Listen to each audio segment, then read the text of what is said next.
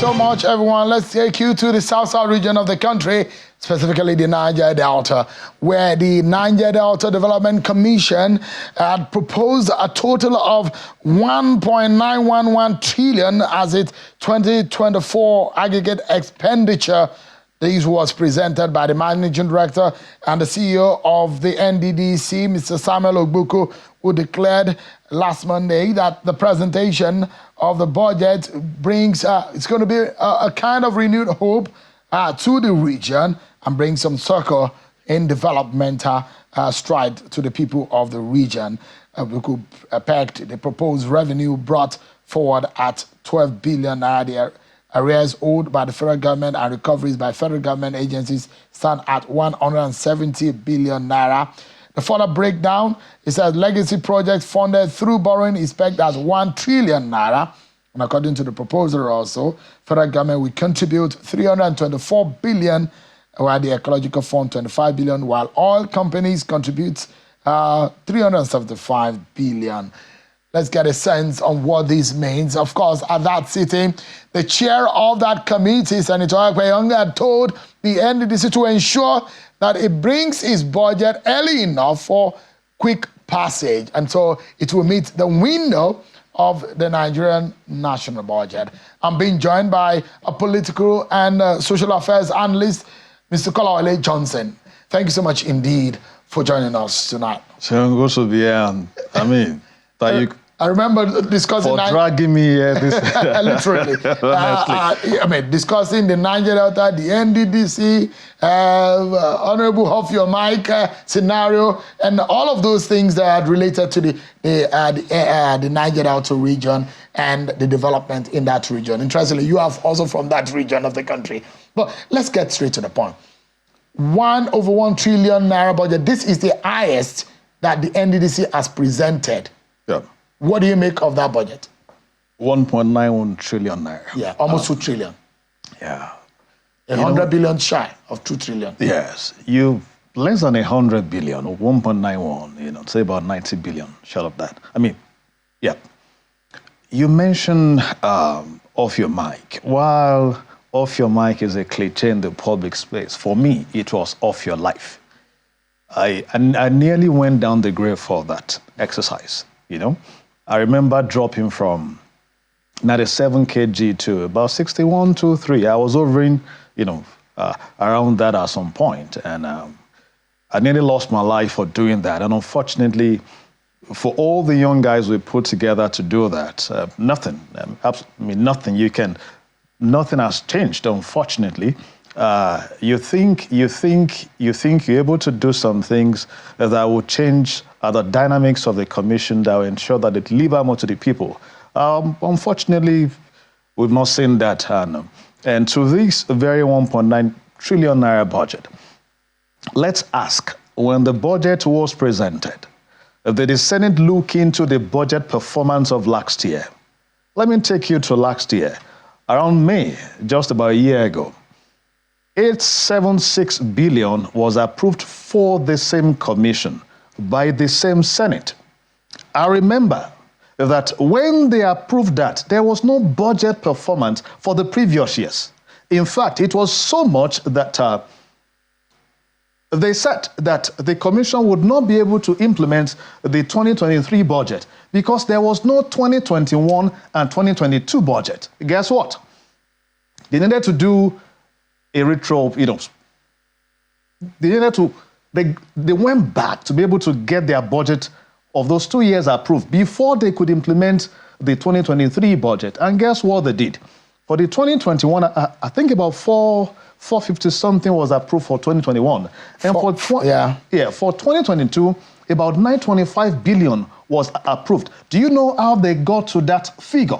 They got to that figure because they only looked at, okay, what have we spent altogether this period? Let's put it together for approval. And this was done few days to the end of that particular Senate. I remember that the Senate set up an ad hoc committee to look at the books of the commission why they have not submitted budget for that 2 years. And it was... so they've been spending extra budget, yes. They've been spending without budgetary provision. And guess what? The chairman of that other committee that was set up, I think one Yusuf from either Taraba or thereabout, came back to the Senate to say, oh, they did not get, in fact, they were not able to access the books of the commission to look at what they have spent for for those periods.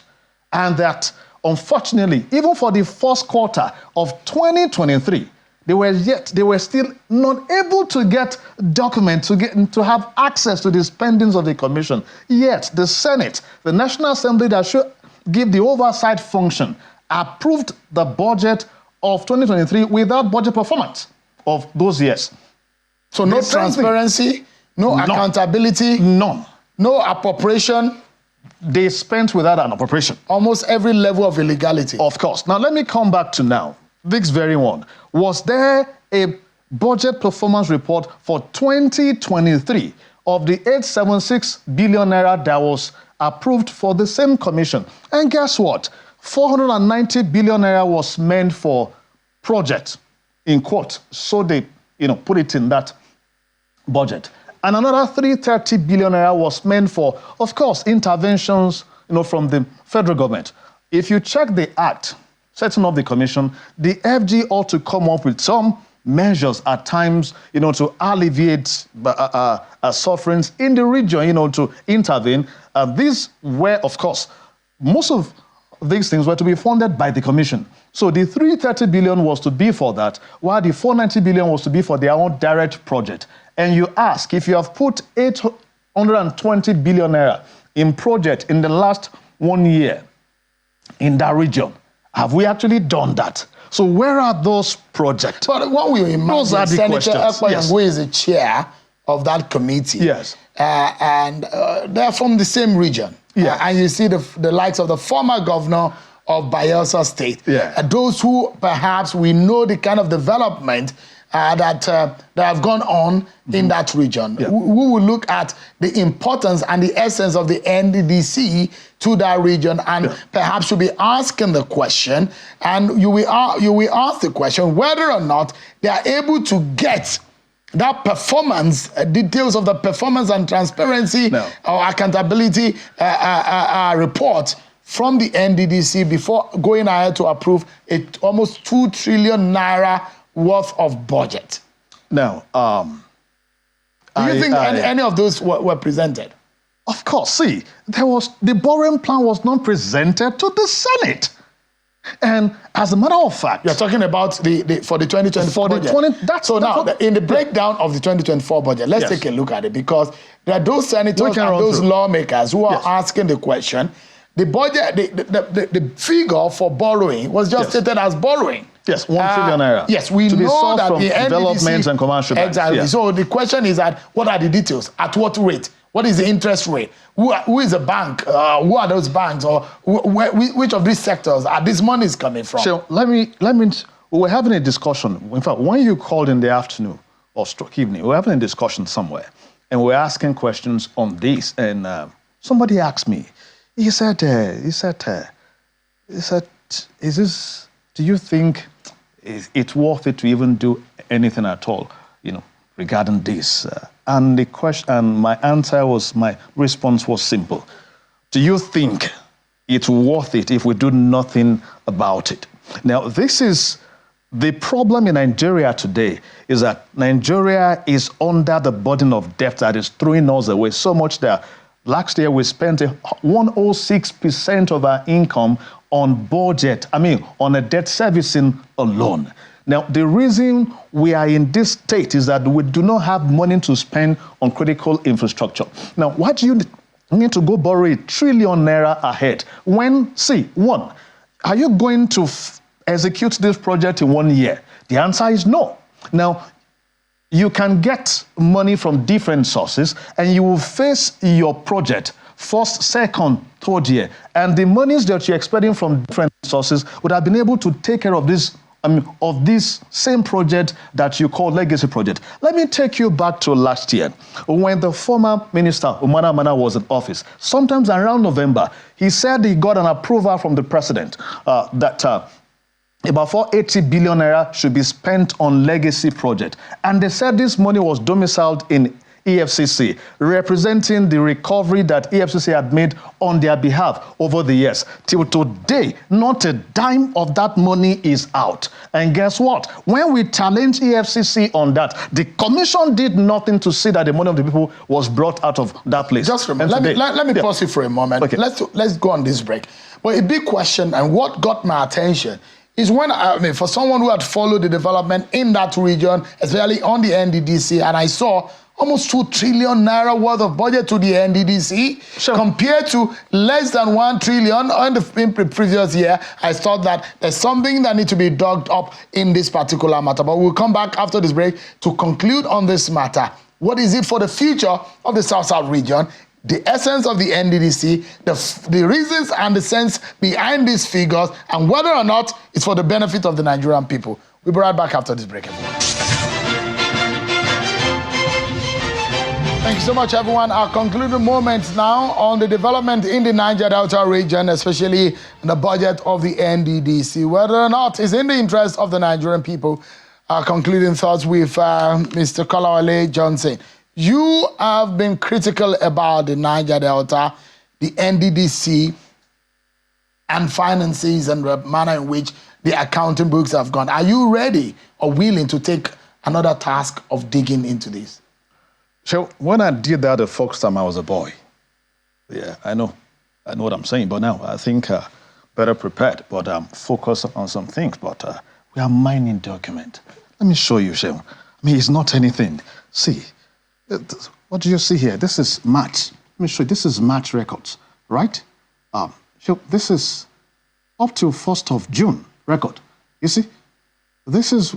And these are records of the NDDC. Record? You have seen their name there now. Isn't it their name? These are the records.